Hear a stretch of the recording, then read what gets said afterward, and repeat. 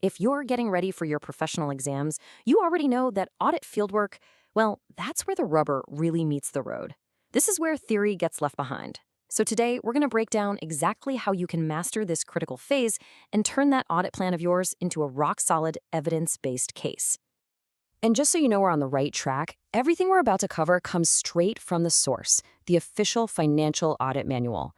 You can think of this as the ultimate playbook, not just for your exams, but for your whole career. We're getting it right from the horse's mouth. All right, so here's our game plan. We're going to follow the logical journey of an auditor in the field. First, we'll talk about just entering the field. Then we'll get into the two main types of testing. From there, we'll look at what makes your evidence truly bulletproof.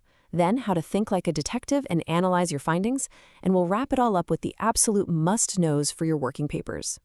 Okay, let's kick things off with Section 1, Entering the Field. This is that moment, where your beautifully crafted audit plan has to survive contact with the real world. You've got to remember, your audit programs are more than just a suggestion box. They're your script, your roadmap for the entire investigation. They literally lay out the step-by-step actions that are going to guide every single thing you do out in the field. Stick to the plan. Right. So once you're on site, you don't just do one big check. A really effective audit is more like a two-pronged attack. You're using two very different but equally powerful types of testing to build your case. And this slide just lays out the difference perfectly. The best way to think about it is this. Compliance testing is like checking the fence that's supposed to keep the sheep in. You're testing the system. Substantive testing, on the other hand, is when you actually go out and count the sheep to see if any are missing. You absolutely need to do both. So let's talk about compliance testing. Your first big question here is, are the rules that are on the books actually being followed in reality? You'll grab a sample of transactions and basically follow the breadcrumbs. You're not just looking at the final dollar amount, you're checking to see if every single step, from getting the right approval to recording it correctly, was done by the book. Then you get into the real nitty-gritty with substantive testing. See, here, you're not just checking the process anymore. You're digging into the numbers themselves. This is your big hunt for any material misstatements. You're vouching transactions back to source documents, confirming balances with third parties, and just asking, do these numbers actually make sense?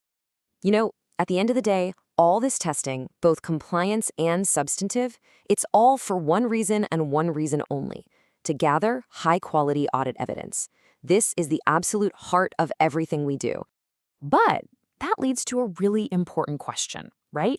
What actually makes your evidence strong enough to stand up to a serious challenge? Because if it isn't, your entire audit opinion could just crumble. Well, the manual is crystal clear. Your evidence has to meet 4 non-negotiable standards.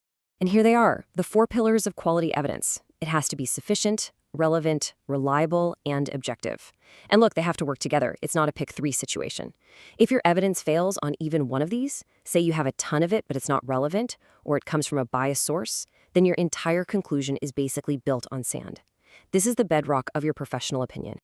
Okay, so you found an error or a weak control. That's great, but it's only half the job. A truly great auditor doesn't just stop at finding the what. They become a detective and relentlessly investigate the why. And this 4-step process is what separates a box ticker from a true professional advisor. You don't just point out a problem. No, you dig deep to find the root cause, you figure out the real-world impact or risk, and this is the most important part. You come up with a practical solution that actually fixes the problem for good. This is how you provide real, lasting value. And finally, let's talk about the golden rule of auditing, the one you can never, ever forget. If it isn't documented, it didn't happen. Your working papers are the foundation of everything, and they have to meet an incredibly high standard. This quote from the manual really lays out the ultimate test for your documentation. You should constantly be asking yourself, could another auditor, someone who knows absolutely nothing about this audit, pick up my file and understand exactly what I did, why I did it, and how I got to my conclusion? If the answer isn't a clear yes, then you've still got work to do. Now, I know a checklist like this can look like just a bunch of administrative hoops to jump through, but trust me, every single item on here is crucial. It's about professional discipline. It ensures that your work is traceable, that it's been properly reviewed, and that it's completely defensible if anyone ever questions it down the line. This stuff is what makes an audit reliable. So as you head into your exams, I want you to leave with this final question in your mind. Is what you're doing just a mechanical checklist ticking exercise? Or is it a professional investigation? Because effective fieldwork is always an active analytical process. It's what turns you from someone who just checks boxes into a true professional auditor who can build an absolutely irrefutable case.